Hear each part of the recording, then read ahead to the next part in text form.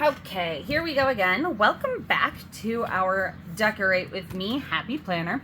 Not sponsored, just going through the ropes and playing with it. Let me see here. We have a few pages that I've already done. Hold on. And I think this might be the last one. Let me see. Yeah, there we go. Okay, so this is my next spread. I think it's the last one for this first month. So we're gonna have a nice 2-page spread here, and I actually have a fun theme I want to do for this one because instead of doing just the plain like happy-go-lucky floral vibes that I've been working with so far, I actually have a plan. Sorry, I'm trying to get all my tools together and I feel like I'm very scattered today. Very scattered. Okay. My plan is to use these. These are Happy Planner Stargazer set, and my plan is to use these stars. Ooh, I like messed up my nails. Sorry, I did my nails earlier, so they're still wet. Whatever. I am gonna use these pink stars, and I'm gonna make that the theme of this page. All right. So let's get right on in. I don't know if I'm gonna have to cut them. We'll see. This is our 2-page spread, and I think the last one had it on this side, so we're gonna do this side. I like the alternating. I think this time I actually want to come up from the bottom a little bit, maybe like a triangle. What do you guys think? Leave a comment if you would do different variations with this pattern or just keep it consistent. I have no idea whether I like it scattered or not. I actually typically do like scattered things. I think they're more visually appealing, but you know, that's the sort of thing that's very subjective. So I think it really does depend. And since I don't know who this project is for, I think that's part of the reason why I'm going based on just aesthetics instead of like what I would personally necessarily want to use, because you never really know with a project or with a planner until you're using it. Does that make sense? I don't know. Maybe I'm just babbling. Let me know if I'm babbling. I love these hearts. I'm gonna miss it. I'm actually, one of the things I have decided I'm gonna do is switch stencil shape to bind a month page together, so that if you want to do different pages with different planners, then that's fine. You can move them around, but I like the idea of having them all united for 1 month with the same shape. And that could actually be really fun if you decide to switch it around. If you decide to have it be like more random, you could use a double page spread with the hearts on it, and then use a double page spread with, say, I do the flower, or say a star or something. What do you guys think? Let me know. I always say that. Nobody ever leaves comments, but hopefully we will get comments eventually. You know, that's the kind of thing that comes with time, I think. And we're just, you know, new channel. Very hard to get this sort of thing going. So we'll see what happens.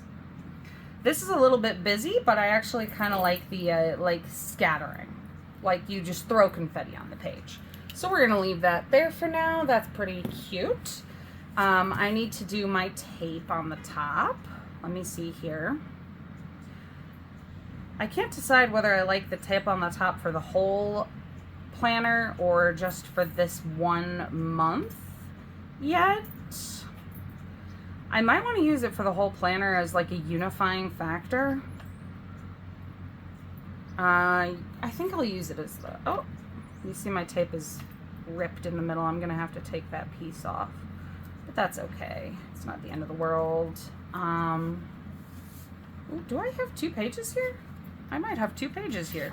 Oh, I do. There's a whole other spread. Okay, I'll do that one next. See, and I missed it. I thought this was the last spread for the month. Apparently there's one more. That's fun. All right, so I'm gonna lay this out here, and since I did it the wrong way, I'm gonna have to pull this piece off like that. There we go. Much better.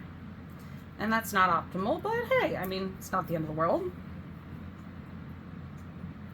All right, now I've got that taken care of, and we're gonna continue on with this. There's something really satisfying about washi tape. I'm really glad that it took off, because when I was little, I mean, tell me if I'm wrong. I obviously don't remember when I was super, super little. I grew up in the 90s, and I don't remember washi tape being a thing at all. Well, tell me if I'm wrong, please. I'd love to know if washi tape was around in the US when I was a kid, because I don't remember any washi tape being a thing until the late 2000s or early 2010s. I don't remember, but it was around there that washi tape started being a thing. If it was around, please let me know. Either way, I'm really glad that it came to popularity, because it makes things really, really pretty, and it doesn't take up a lot of space, you know? I will say one thing, my cats love washi tape. That's another thing. I don't know if that's just me or not, but my cats love washi tape. So, let me know in the comments if you ever have your cats, because they will literally, my cats will take this whole roll and they'll steal it and they'll roll it around the floor and play with it. So let me know if anyone else has that happen, or if it's just me. All right, I'm going to put this big smattering of stars in across here, I think, across the middle. And we're gonna, ooh, almost lost it there. We're gonna start here, I think, like that, and then I'm gonna flip it over and I'm gonna cut it out so that I can continue it on the next page. Actually, I'm gonna just do this. While I have it in place, I might as well just line it up properly now to the right holes. That way it'll be easier to cut the right holes. There we go. All right, now I gotta flip this whole thing over and cut it. All right, so I don't know about you guys, but I am so excited for spring. I can't wait. Let me see, I wanna be very precise about this. Because I know I didn't put the stickers on super precisely. It's gonna be a tight one, but I wanted to make sure that I did it in a way that, there we go. Oh, there we go. Okay, now the papers are separated. That was my biggest concern. Now I just need to get these holes open again.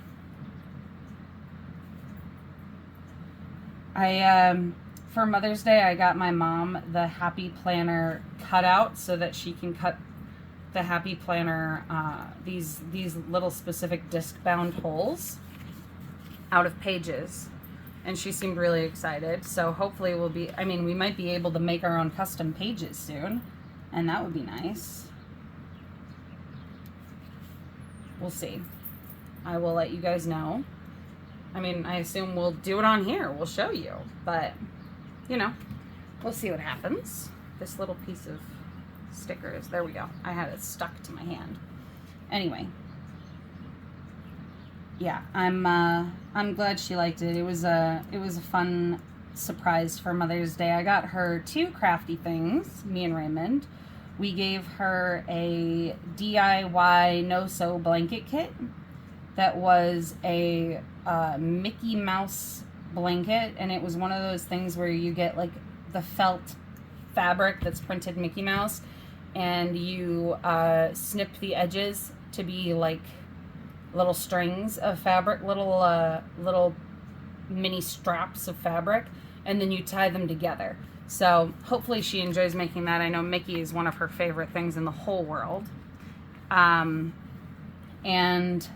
we also got her that Happy Planner disc punch. So what did you guys get your mom for Mother's Day? Did you guys do crafty themed Mother's Day, or more traditional like flowers maybe? I mean, obviously you don't have to tell me if you don't want to, just if you feel like sharing, I'd love to hear. Because, I mean, my mom isn't that hard to buy for, but some people really are hard to buy for, so you always, I always appreciate gift ideas for people in my life. That one was really hard to cut out, but I got it. All right, so that's that page, and then we have this one. Where'd it go? It's right here.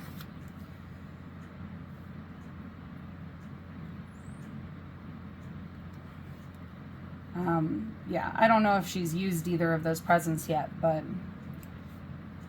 I expect she will. My mom is the reason why I'm so crafty, you know? She gave me that instinct when I was really young, and she taught me how to do things. Like, I remember one of my first things, when I was 7 years old, she taught me how to cross stitch. So she'd get me those little mini kits that are like this big, and she would do the back stitching, which I thought was really clever. So she would do the outline in black, and then she'd let me take over for the color stitching, and that's how I learned how to cross stitch.